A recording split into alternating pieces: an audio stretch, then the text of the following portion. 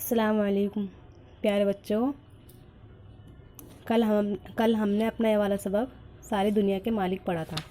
ठीक है, आपको माशाल्लाह से बहुत अच्छी तरीक़े से समझ में आ गया होगा, है ना।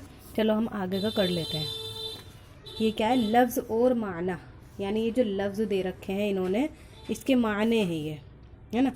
जैसे वर्ड मीनिंग होते हैं इंग्लिश में, है ना। परजा, परजा किसे कहते हैं? रियाया यानी आम लोगों को।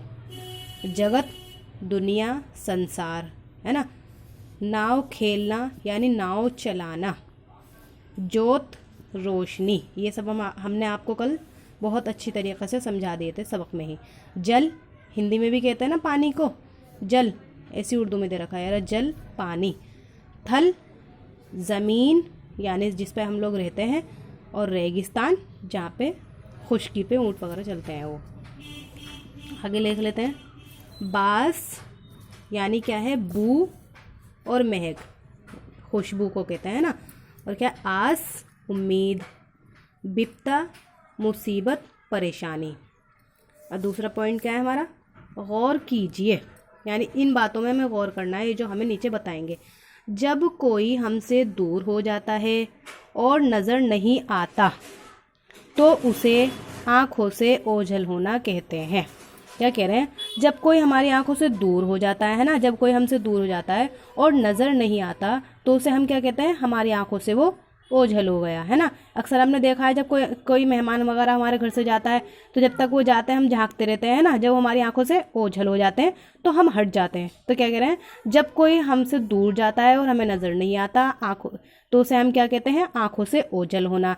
इसी तरीके से नाव जगत के खेलने वाले से मतलब ये है कि खुदा इस दुनिया का निज़ाम चला रहा है। नाव जगत के खेलने वाले से क्या मतलब है? कि अल्लाह ताला इस पूरी दुनिया का, इस कुल कायनात का निज़ाम यानी कायदे कानून चला रहा है। जल और थल यानी पानी में और खुश्की में खुदा की जोत यानी खुदा की रोशनी होने का मतलब क्या है? खुदा की रोशनी होने का, जोत होने का मतलब है कि दुनिया में हर जगह उसकी रोशनी है। दुनिया में हर जगह उसकी रोशनी है। बेड़ा पार लगने का मतलब ये है कि कामयाब होना। बेड़ा पार लगने का मतलब है कि कामयाब होना। तू ही डुबोए, तू ही तिराए, तू ही बेड़े पार लगाए, यानी तू ही नफ़ा दे, तू ही नुकसान दे, यानी तू ही कामयाबी दे, है ना। चलो पॉइंट नंबर 3 पर आ जाते हैं। सोचिए, बताइए और लिखिए। क्या कह रहे हैं? इसमें सोचना है, बताना है और लिखना है। अलिफ, पहले शार में राजा और प्रजा का मालिक किसको कहा गया है? राजा यानी बादशाह, प्रजा यानी रियाया यानी आम लोगों का मालिक किसे कहा गया है? तो बादशाह के ऊपर भी एक बादशाह कौन है? तमाम बादशाहों का बादशाह है अल्लाह ताला, है ना। अल्लाह ताला तमाम बादशाहों का बादशाह है। तो कह रहे हैं पहले शार में राजा और प्रजा का मालिक किसे कहा गया है? यानी पहले शार में राजा और प्रजा का मालिक उसे कहा गया है जो तमाम जहान का मालिक है। तो इसका जवाब हम किस तरह से लिखेंगे? पहले शार में राजा और प्रजा का मालिक अल्लाह ताला को कहा गया है। दूसरा, चलो सेकंड पढ़ते हैं। बा, फूल और फल में खुदा की कौन सी खूबी का जिक्र है? फूल और फल में खुदा की कौन सी खूबी, कौन सी यानी सिफत का जिक्र है? कौन सी सिफत का जिक्र है? खूबी कहते हैं सिफत, तारीफ, है ना। तो आया था ना सबक में, बास है तेरी फूल और फल में, और बास के हमने क्या मीनिंग बताया था आपको? बू यानी महक। तो क्या कह रहे हैं? फूल और फल में खुदा की कौन सी खूबी का जिक्र है? फूल और फल में खुदा ताला की खुशबू यानी महक का जिक्र है। जीम यानी तीसरा है, तू है अंधेरे घर का उजाला। तू है, तू से, तू यहाँ पर किसको मुखातब किया गया? तू से अल्लाह ताला को। तो ये क्या कह रहे हैं? तू है अंधेरे घर का उजाला। यहाँ तू से क्या मुराद है? यानी यहाँ पर तू किसको कहा गया है? तो तू यहाँ पर किसको कहा गया है? अल्लाह ताला को। तो हम इसका जवाब देंगे, यहाँ पर तू से मुराद अल्लाह ताला है, यानी खुदा ताला है। चलिए हम पॉइंट नंबर 4 पढ़ लेते हैं अपना, है ना। हर मिसरे को सही अल्फाज से पूरा कीजिए। देखो, एक जो लफ्ज़ होता है ना, उसे तो लफ्ज़ कहते हैं, लेकिन जो पूरा सेंटेंस होता है ना, पूरी बात होती है, तो उसे कहते हैं मिसरा।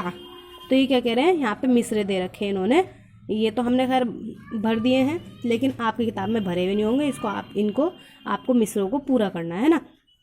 तो यहाँ पे क्या है, हर मिसरे को सही लफ्ज़ से पूरा कीजिए। सबसे अनोखे सबसे निराले, सबसे अनोखे सबसे निराले, है ना। तो यहाँ पे हमने पीछे पढ़ा था ना सबक में सबसे अनोखे, तो यहाँ पर में और से दो ऑप्शन दे रखे हैं, तो यहाँ पर में तो आएगा सब में अनोखे सब में निराले, है ना। तो सबसे अनोखे सबसे निराले, है ना। तो यहाँ पे हम से भर लेंगे, जैसे यहाँ पे भर रखा है ना। जोत है, यहाँ पे खाली जगह, जल और थल में, तो जोत है मेरी, हम तो किसी लायक है ही नहीं, जो तमाम जहान को पालने वाला, तमाम जहान के निज़ाम को चलाने वाला है जोत, तो ये मेरी की सिफत उसके लिए तो आएगी, तो यहाँ पर हमारे लिए तो हो ही नहीं सकते, इसलिए हम मेरी तो यहाँ पे किसी कीमत पे भी नहीं लिखेंगे, यहाँ पे लिखेंगे तेरी, जैसे कि सबक में आया था, जोत है तेरी जल और थल में, है ना।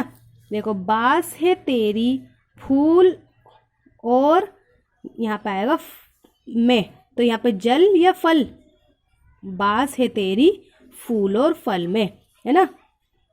तो यहाँ पे लिखेंगे फल।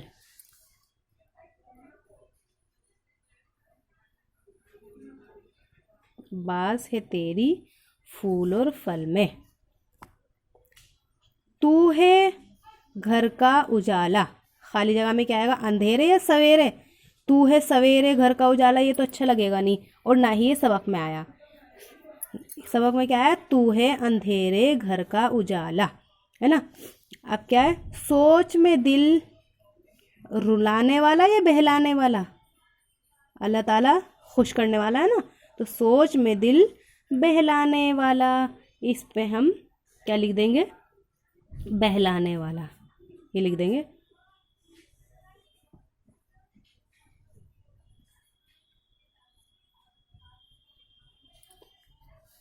ठीक है, आज के लिए इतना ही आप लोग कर लीजिएगा समझ के, ठीक है। अब फिर मिलते हैं अगली वीडियो के साथ। अल्लाह हाफिज़, अस्सलामु अलैकुम।